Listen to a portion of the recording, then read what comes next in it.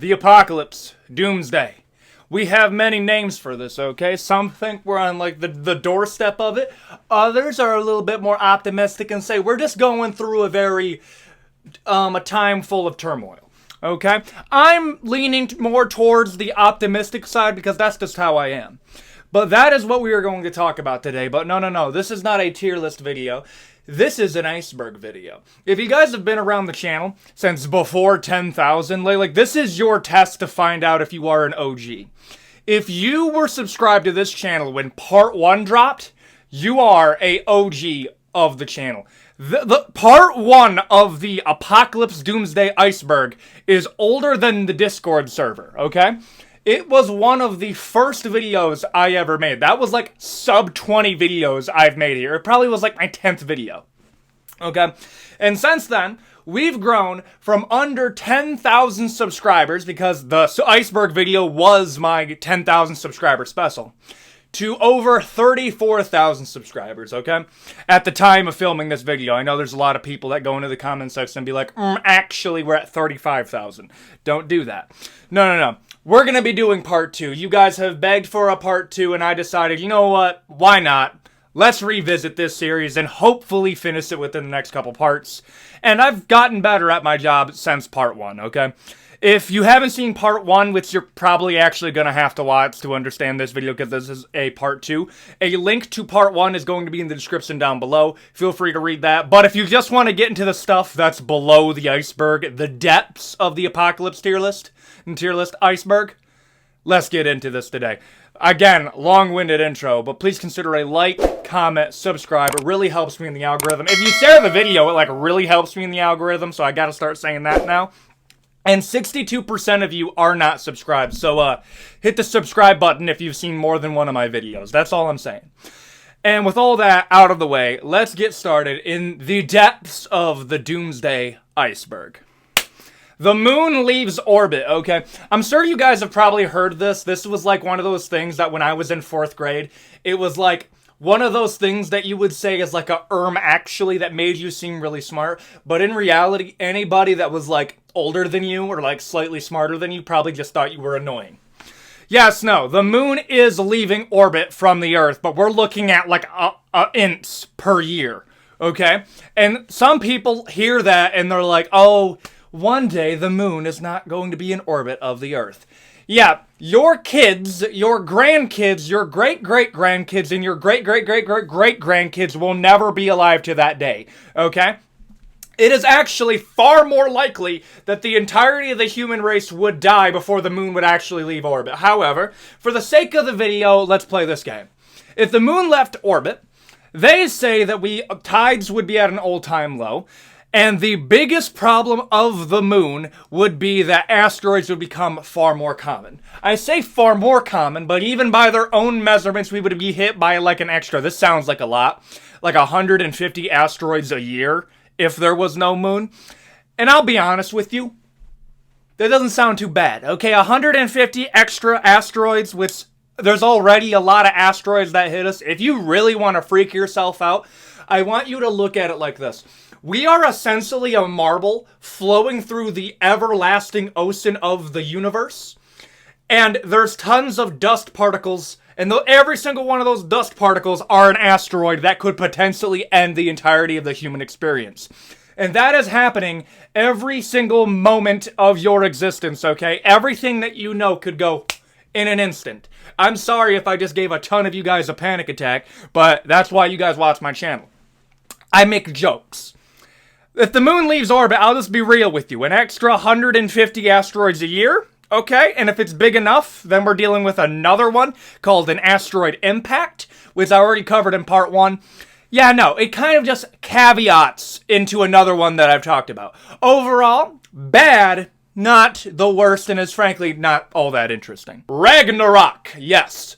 The Norse mythology Ragnarok, okay? And yes, part of the reason that I'm covering this one is that, listen, Norse mythology is kind of lit. The one thing I like about Norse mythology is they were so obviously making it up as they went along, because there's a bunch of, like, added stuff in the stories that's like, what? Like, the best example is Thor, okay?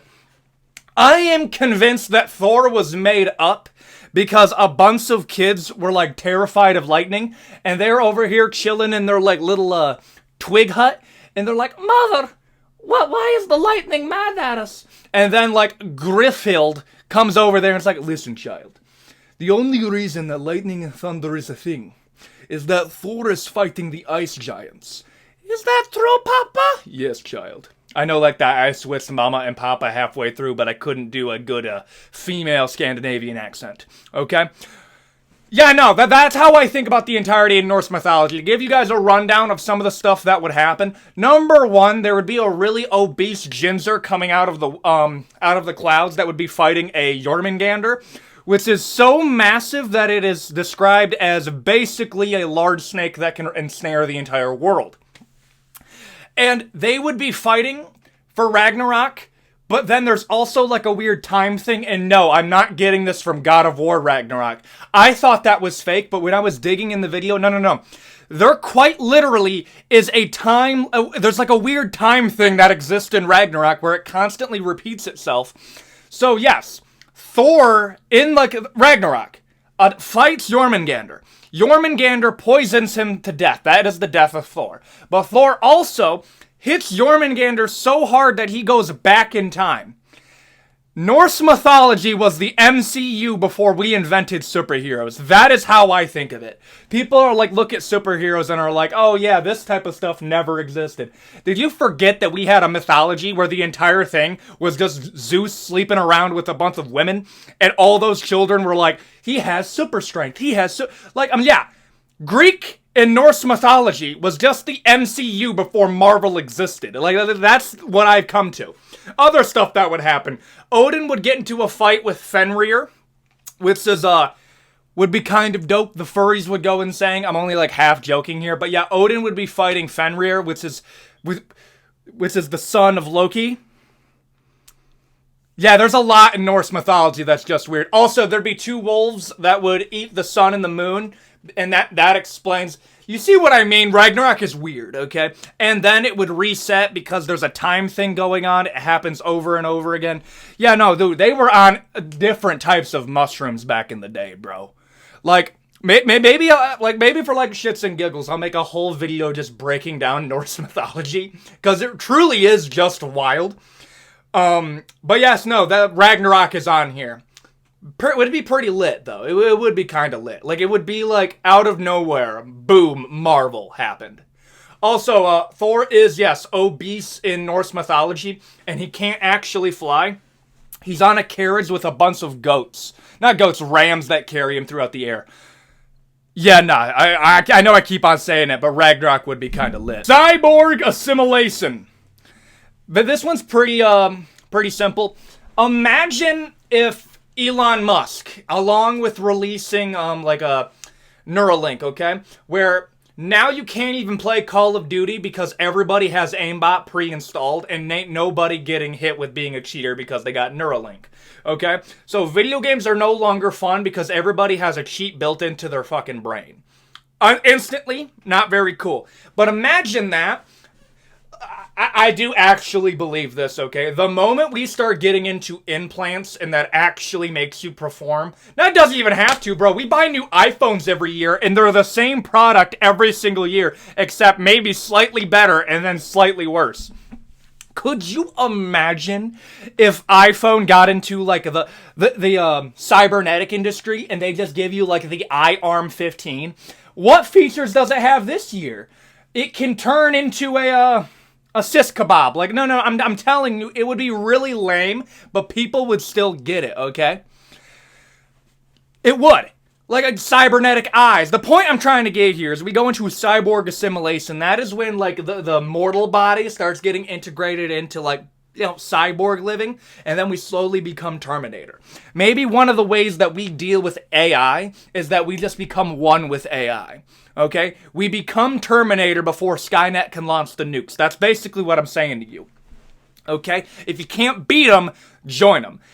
And if that happens, yes, no, the human race as we know it is going to go down. And I already know, just because of my faith in humanity is a little bit down here right now, The moment we start introducing cyborg like parts to people, yeah, no, people are going to get discriminated against hardcore, bro. You just get beat up by a gang of cyborgs and they just beat you up because you're broke. Doug. Also, I just gotta bring this up because I had a conversation earlier about this. The moment you start introducing cybernetic arms, legs, all sorts of stuff, it is going to get used for one of three things, okay? And I can't name two of them because of monetization. Third one, people are going to learn how to put a microwave in your gut, okay? People 100% are going to make themselves into a gaming machine, something else that I can't name on here, or number three, they're going to make themselves into basically a churrascaria. For anybody who knows what that is, good on you. You actually passed Spanish class. But yeah, cyborg assimilation. Kind of lit. Cyberpunk dystopia. And you know for a fact people are getting hacked, okay? And that opens a moral conundrum that is something that I am not qualified to get into. Environmental toxins. This one's probably the most depressing on here because it's kind of already happening. Imagine... Have you guys heard the statistic that you actually eat like a credit card of plastic every single year? And then like the big food industries kind of heard that and they were like, oh, actually that's not true. It's only half of a credit card. For whatever reason, they thought that was going to be like a slam dunk in public opinion. But really what I heard that as, remember when Taco Bell got in trouble because they people said that, oh yeah, 85% of their meat isn't even real meat. And they actually said, joke's on you, Taco Bell meat is actually 85% beef. What's the other 15%, dog?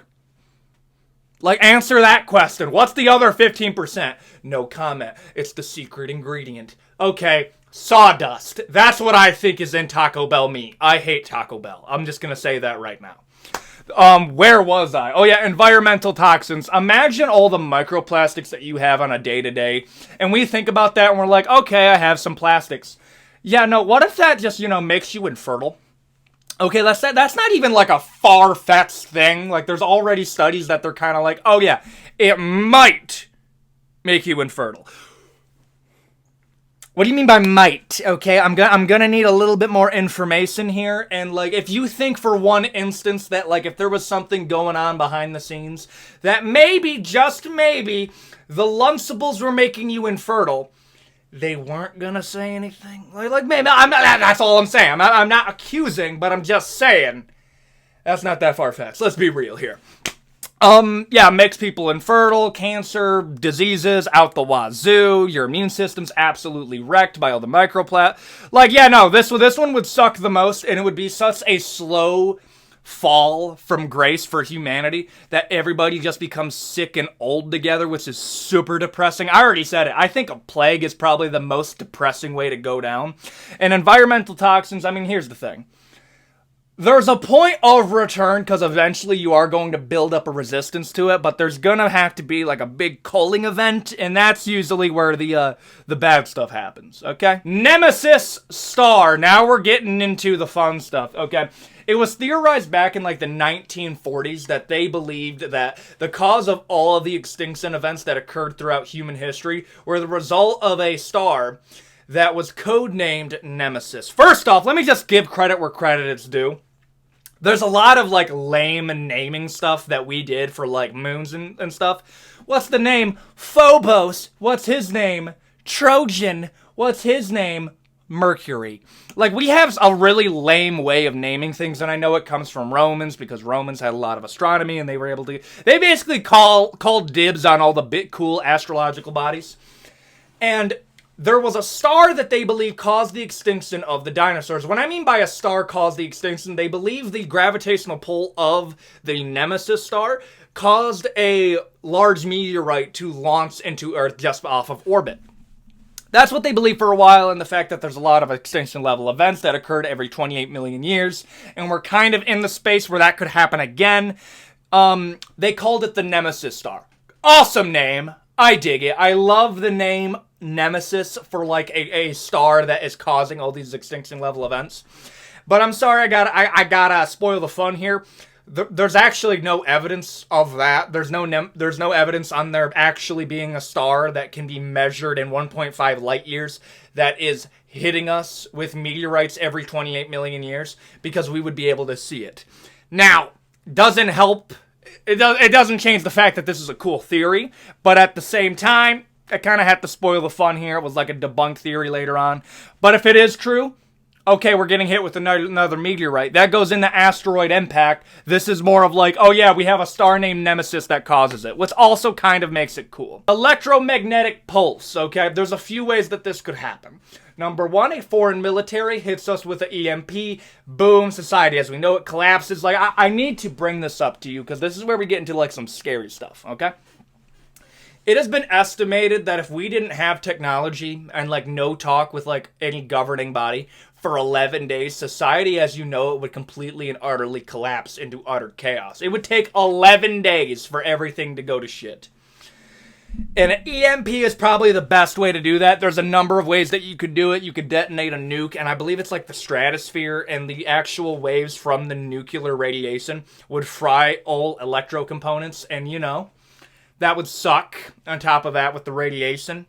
Another thing that could happen, which is way scarier, is the sun just occasionally does it. They're called solar flares. And yeah, it's where the sun hits you with an EMP that is so powerful that it would just wipe out the entirety of the power grid of North America and Europe if it just directly hit them. We get lucky because we kind of get hit with the weak ones. But if we got hit with a massive one, the most powerful ones we've ever measured, yeah, no, the EMPs hitting everybody. It would suck. Okay? It's such a big worry of ours that we're actively trying to figure out a way to stop it. But spoiler alert, we really don't have one. And of course, just somebody could hit us with an EMP. Like, it's not that crazy, okay? If you've ever gone on, like, TikTok Sop, and yes, no, I hate TikTok Sop, and I'm a TikToker, and I hate it. I remember when people would try to sell, like, the hand crank flashlights, and say, in case of an EMP attack, you're gonna need one of these. Dude, it would fry the battery of that, you dumb. I'm trying to be nice here.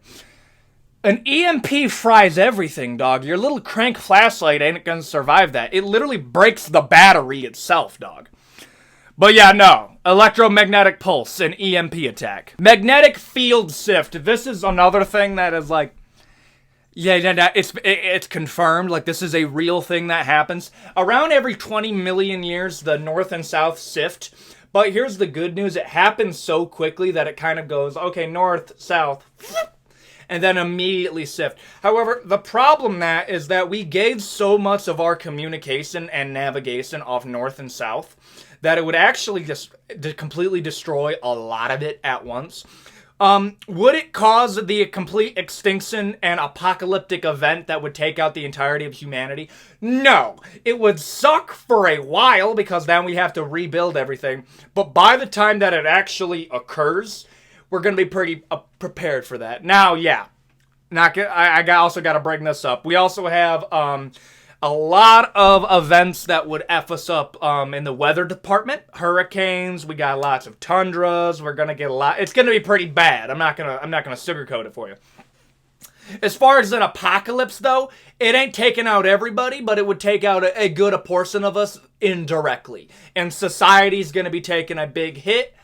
Still survivable. Not the worst one on here. Solidifying core. This one's interesting. I actually learned something new on here. So the magnetic field that's around the entirety of the Earth is caused in most part, of the liquid core that we have. The fact is think of the entirety of the Earth as basically a Kinder Egg.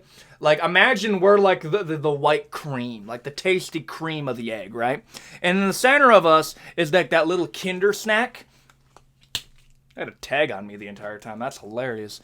Imagine we have like a little cookie in the center of us, and that cookie is like constantly spinning. It's a liquid cookie. That liquid cookie is causing the magnetic field to go around us because magnetism. It causes a magnetic field, and that does a lot for us.